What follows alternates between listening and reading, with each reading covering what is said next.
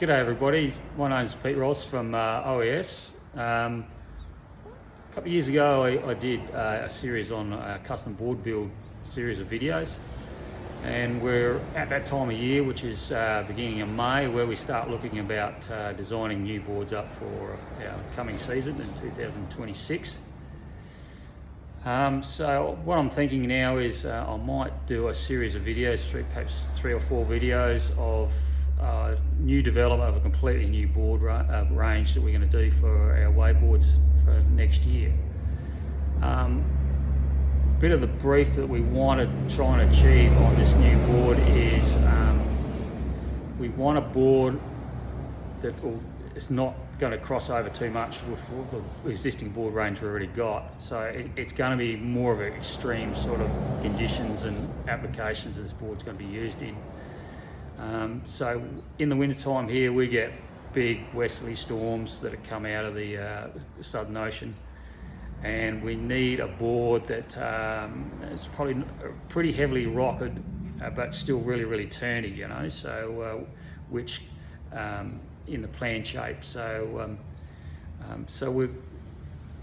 what we're going to do is try to develop a completely new range of boards that we tested, and you can come along for the ride through the design process, the build, the testing, and then the review, and then any adjustments we have to make before we release it to the general public for guys like yourself. So this will be my personal board. During the winter time, as I say, we get big westerly storms through here, and like last year we got quite a few of them, and they're mostly onshore 30 to 40 knot southwesterlies. So I want to try and develop a board that'll fit that sort of wind range and conditions, and more importantly be able to turn on a wave face in onshore big waves, and still be able to hold its line, and still have reasonable amount of speed. But I'm not really worried about having a really low early planing board.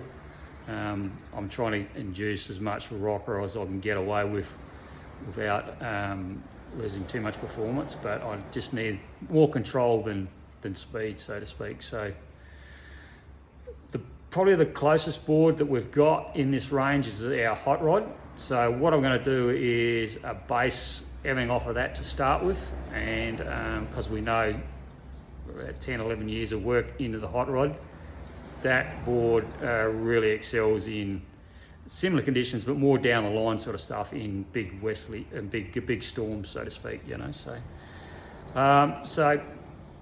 so I'm going to use that as a base, and then we're going to change that around, and I'll just take you through the process of what we do, and then we can work out if it's going to be successful or not. We may have to make changes, but yeah, so I just thought I'd bring you along from the ride, right from the very start. So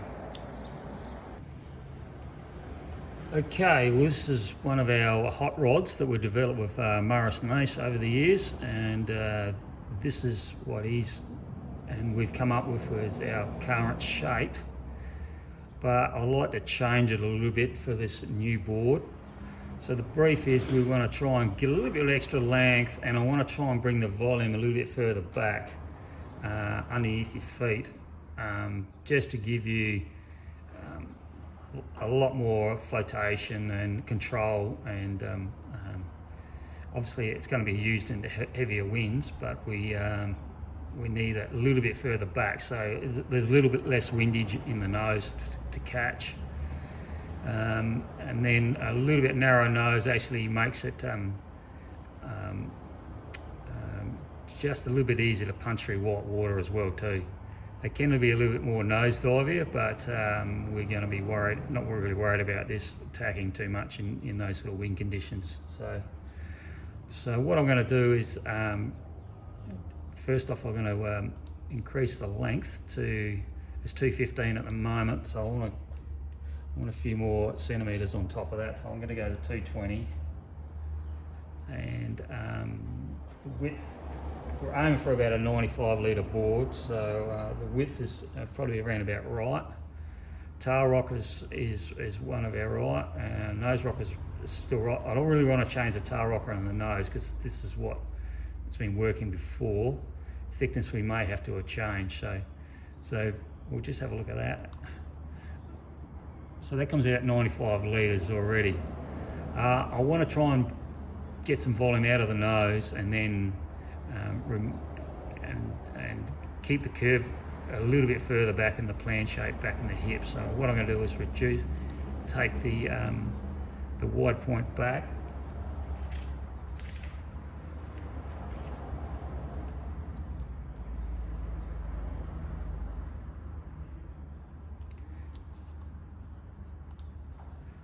And I might just get rid of that node.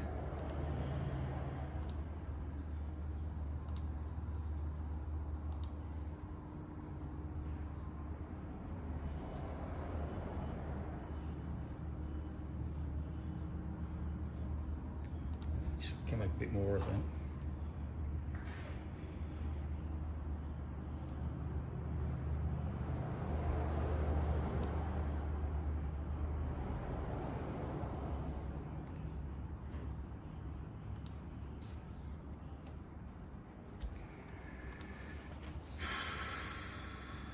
So we're getting a little bit too much curve in there, so I want to try and get rid of that.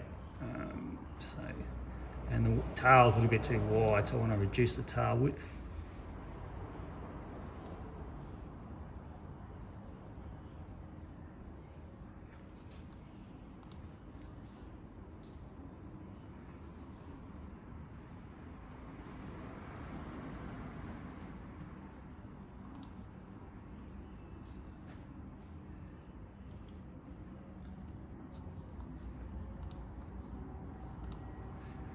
Got a slight bump in there, so I'm going to remove that node.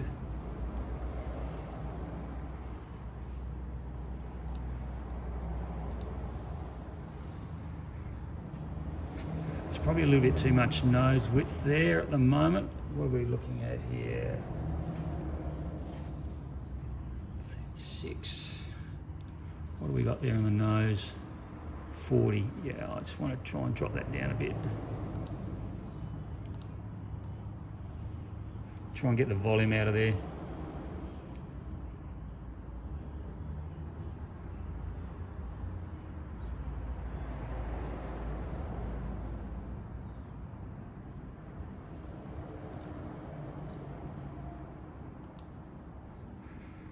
Okay.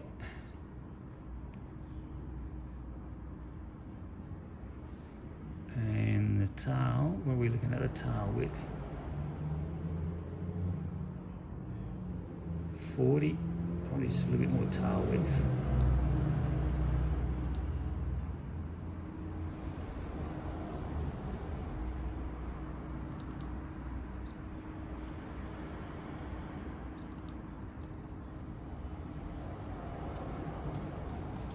Just put a new node in there. There we go. Just click that out.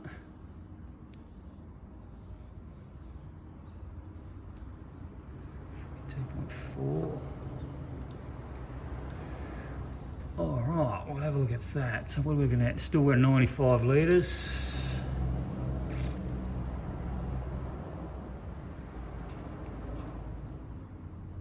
Because we're going to be using a pretty high winds, I want to try and get a bit of volume after the back foot strap out of there, so I'm just going to reduce that. First, going to keep the thickness right under your back foot the same. Stringer top.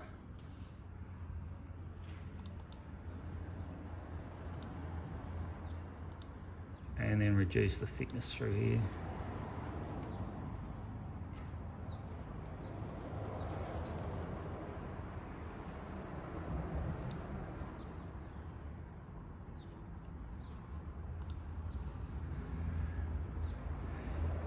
Okay, so where are we looking at here? We're still at 95 litres, that's what I'm after. Plan shape, all right, so we're going to have a look at the overall plan shape. Don't take any notice of these because they're they've developed off a surfboard.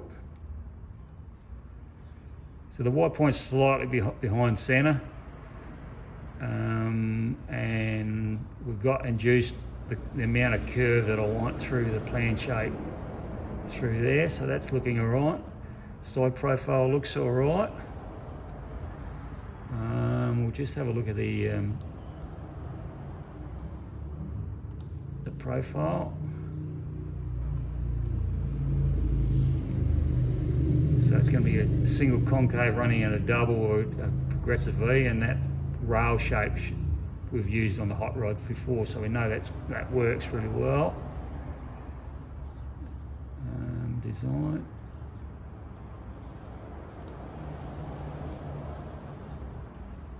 That just gives us all our measurements, what it's going to do.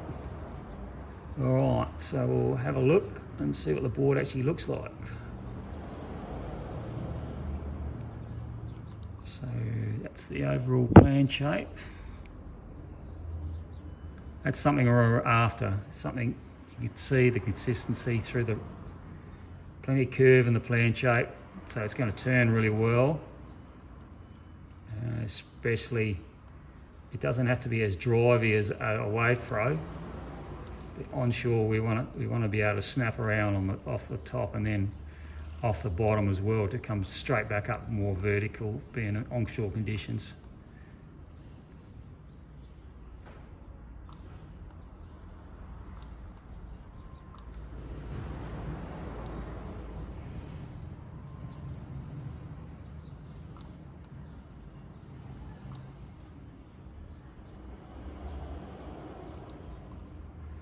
I'll hand shape in the, it's going to have a swallow tail in it, and I'll hand shape that in because the cutter that I'm using is a rotary disc cutter, so it won't actually be able to get in there at the moment, so I'll hand shape that in.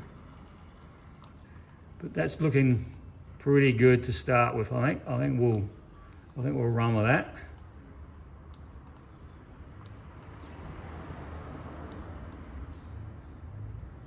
You can see the concave through the centre. It's quite deep because we want the concave to assist the rails. Then it goes into a double and then into a progressive V, you know, so that's what we want. Right, we'll go back to design. So I'm just about to send this off to computer cutter.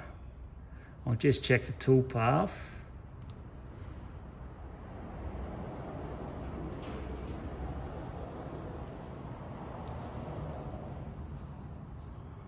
I'll just get rid of that. So this will be the tool path for the cutter. So that looks all right.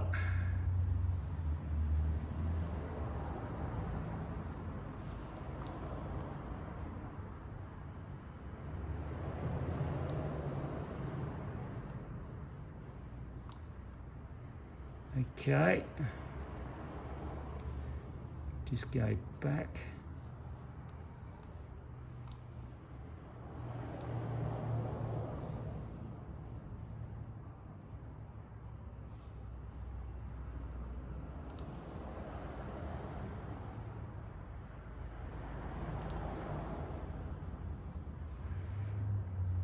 Just looked a little bit straight through there, so I just might just give that a little bit of a note. Okay.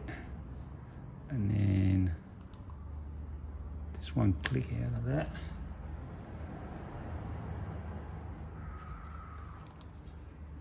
And then get rid of that.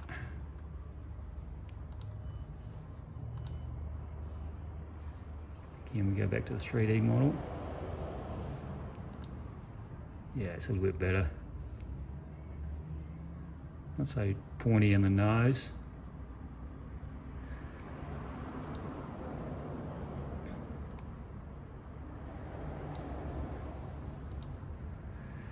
Okay, well that's the design process. So now we're going to send it off to the cutter, and then we'll go from there. So probably the next video will be the actual build of the board, and I can show you what we do there. So what we'll be start of May at the moment. So hopefully by 2 or 3 weeks into May, we should have this board getting pretty close to finish. So, and then we'll just have to wait and see what the wind does for us. The wind gods do for us. All right, that's the design process sort of done at this stage. We'll go from there to the build.